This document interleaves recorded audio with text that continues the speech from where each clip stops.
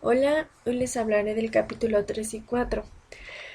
Primero empezaré con la ideología burguesa y el determinismo. Estaba la ideología de la gracia y más tarde fue el derecho divino. La jerarquía social que la gente tenía era el resultado de la degeneración de la gracia de Dios.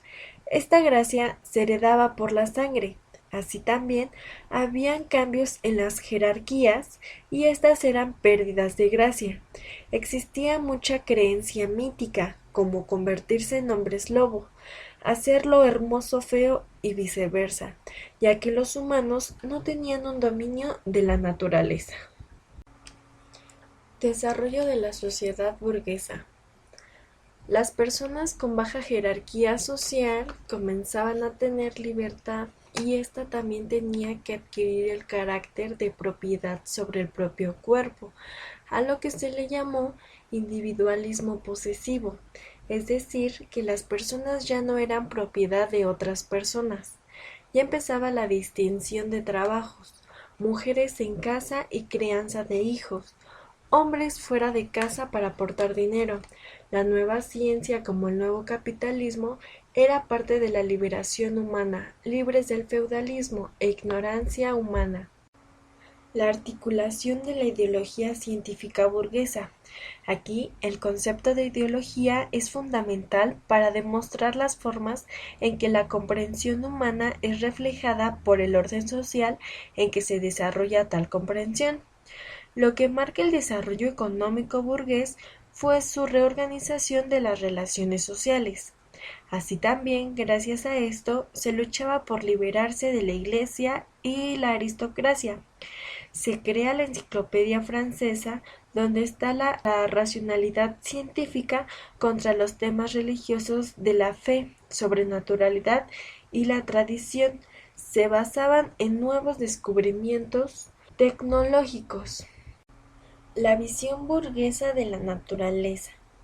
Empieza el desarrollo de la física moderna, Galileo y Newton, donde demuestran la naturaleza con teorías, que a esto es obvio la Iglesia estuvo en contra, pero aún así hubo un gran impacto de la ciencia, incluyendo también a la biología. Y la combinación de la ciencia y la religión, pues sale como resultado el dualismo, que quiere decir que el hombre está compuesto por un lado físico y otro espiritual. Desarrollo de una biología materialista. En esta época, durante varias décadas, varios científicos, algo reduccionistas, querían explicar que el humano era solo biológico y químico. La vida solo surge de la vida y la generación espontánea no existe. Con la teoría de la evolución de Darwin fue un gran elemento para entender los procesos de la vida que se originaban de organismos más simples y primitivos. Esta teoría fue el conflicto final con la Iglesia, ya que demostraba que Dios no creó tal cual a las especies, sino la selección natural. Cuantificación del comportamiento. Ahora la investigación científica se centra en comportamiento humano, donde incluyen al cerebro como responsable de este, y que factores como el tamaño eran responsables de la inteligencia.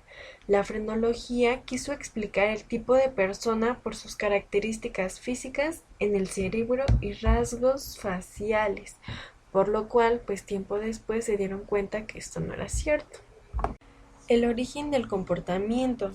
Después de la teoría de Darwin, sabían que la herencia era influyente en la conducta humana, pero esta no la explicaba del todo. También sabían que el medio ambiente era un gran factor. Ahora el dogma central. Habían tres formas de dar una explicación del universo biológico y condición humana, las cuales eran la composición, la estructura y la dinámica. Añaden un cuarto concepto, información, donde descubren el ADN, el cual es la molécula hereditaria donde sostenía los argumentos sociobiológicos del gen egoísta. Ahora empezaremos con el capítulo 4, la legitimación de la desigualdad. En esto comenzamos con las contradicciones. Los formuladores de la Declaración de Independencia, al escribir que todos los hombres son creados iguales, querían decir literal hombres, ya que las mujeres no podían disfrutar los derechos de esta república. Al igual, no eran todos los hombres, porque aún seguía la esclavitud negra. En realidad, lo que se exigía era la igualdad entre comerciantes, fabricantes, abogados y arrendatarios, y la nobleza anteriormente privilegiada, no la igualdad de todas las personas. Ahora, sobre las contradicciones, algunos enunciados del determinismo biológico. La sociedad está compuesta por individuos que se mueven libremente, átomos sociales que suben o bajan de la jerarquía social, de acuerdo con sus deseos y habilidades innatas. La desigualdad social está basada en las diferencias individuales intrínsecas.